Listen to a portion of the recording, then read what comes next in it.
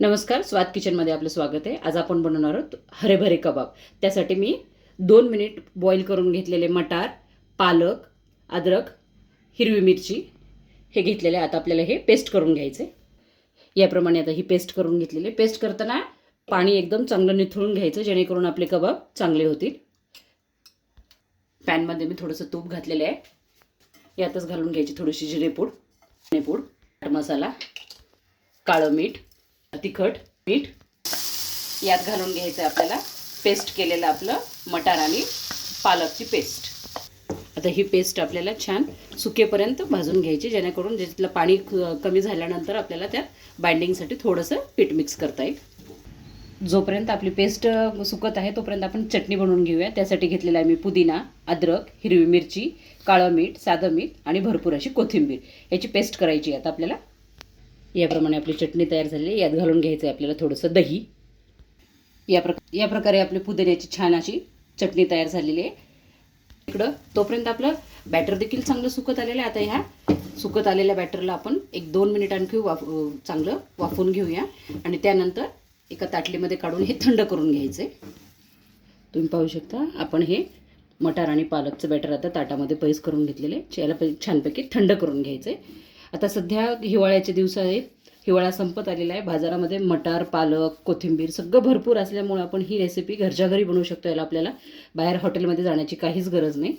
आता हे छान थंड झाल्यानंतर आपल्याला पुढची रेसिपी पाहूया. आपलं बॅटर आता छानपैकी थंड झालेलं आहे. यात आपण घालून घेऊया कॉर्नफ्लॉवर. 2 ते 3 चमचे तुम्ही कॉर्नफ्लॉवर घालून घ्यायचे. जर कॉर्नफ्लॉवर नसेल तुमच्याकडे तर तुम्ही ब्रेड क्रम्स किंवा भाजून घेतलेला बेसन हे सुद्धा घालू शकता. कॉर्नफ्लॉवर मिक्स करताना आपल्याला भरपूर अशी कोथिंबीर यात ॲड करून घ्यायची आहे. हे आता बॅटर आपलं छान तयार झालेलं आहे. आपल्याला हाताला थोडंसं तेल लावून घ्यायचं आहे. तुमच्या आवडीप्रमाणे तुम्ही लहान मोठे गोळे घेऊ शकता आणि अशाप्रमाणे जशी आपली टिक्की असती त्याप्रमाणे ह्याला शेप देऊन घ्यायचं आहे. या टिक्कीवर आपल्याला लावून घ्यायचा काजू.